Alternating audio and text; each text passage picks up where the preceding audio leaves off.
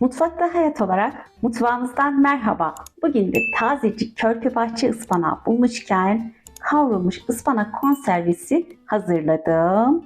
Hem pratik hemen elimizin altında istediğimiz zaman açıp 5 dakikada hazır olacak.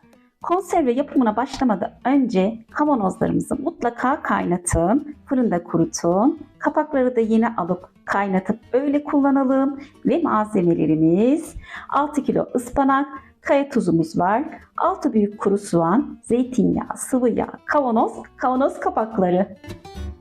Güzelce ıspanağımızı hazırlarken güzelce yıkamıştım. Daha sonra sofra bezine alıp peynir süzer gibi balkonda güzelce süzdürüp elimden geldiği kadar kurutup ve ince ince güzelce doğrayacağım.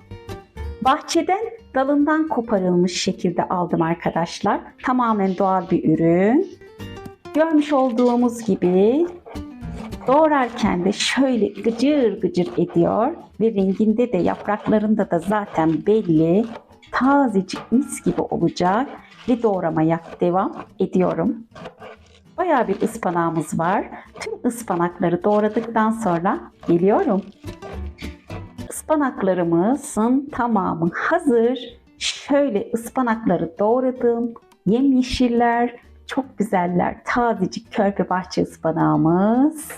Ön hazırlık olarak kuru soğanlarımızı da doğramıştım. Şu son kalanları da güzelce doğruyorum ve geliyorum. Tenceremi ocağıma aldım. Ocağımızı da yakıyorum. Soğanlarımızı tenceremize aldım. Üzerine hem zeytinyağı şöyle gezdireceğim hem de sıvı yağ. Yağ orantısını vermemiştim. Burada sadece kuru soğanların kavrulacak kadar yağ ilave etmek yeterli. Kuru soğanlar yağın içerisine aromasını verdi. Güzelce de yumuşadı. Hemen üzerine ıspanakları alıyorum. Arada bir de harmanlıyorum. Aralarına da kaya tuzu ilave ediyorum. Tekrar üzerine ıspanakları alıyorum. Arada da karıştırıp hafif sönmesini sağlıyorum. Hem de dibi yanmaz. Aşama aşama tüm ıspanaklarımızı tencereye alıyorum.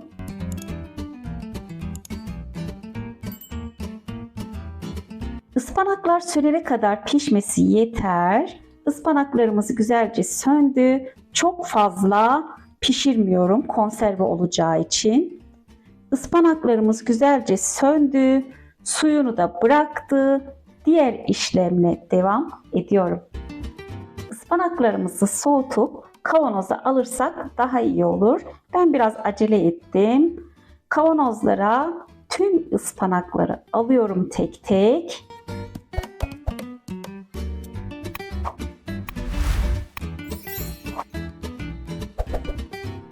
Kalan suyunu da eşit miktarda üzerlerine ilave ediyorum.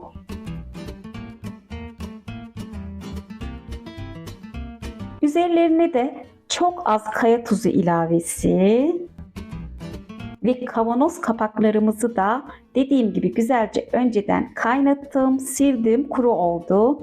İyice kurutmamız gerekiyor ve kavanozlarımızın ağız kısmının da mutlaka tertemiz olması gerekiyor. Kapaklarımızı sıkıca kapatıyorum. Yine tenceremi ocağa aldım. Kavanozlarımızı da güzelce içerisine aldım ve suyumu da kavanozların kapaklarını geçene kadar ilave ettim. Kaynadıktan sonra tam 1 saat arkadaşlar kaynatacağım. Biraz da suyumuzun içerisinde kalacak. Kapaklarımız vakumlanacak. Daha sonra çıkarıp ters döndürüp tekrar iyice vakumlanmasını sağlıyorum. Ispanak konservemiz hazır. Ispanak çabuk bozulan bir sebze olduğu için hemen tüketilmesi gerekiyor. Hemen tüketemeyeceğimiz için saklarken mutlaka derin dondurucu veya yıkamadan buzdolabı poşeti içinde 2 gün muhafaza edilir. Dolapta ya da konserveye dönüştürüp yine 3 ay buzdolabında daha uzun süre muhafaza edebiliriz. Yine bir videomuzun sonuna geldim. Videomuzu izlediğiniz için teşekkür ederim. Tarifimi beğendiyseniz beğenmeyi, abone olmayı, bildirim zilini açmayı unutmayın. Her şey gönlünüzce olsun. Hoşça kalın.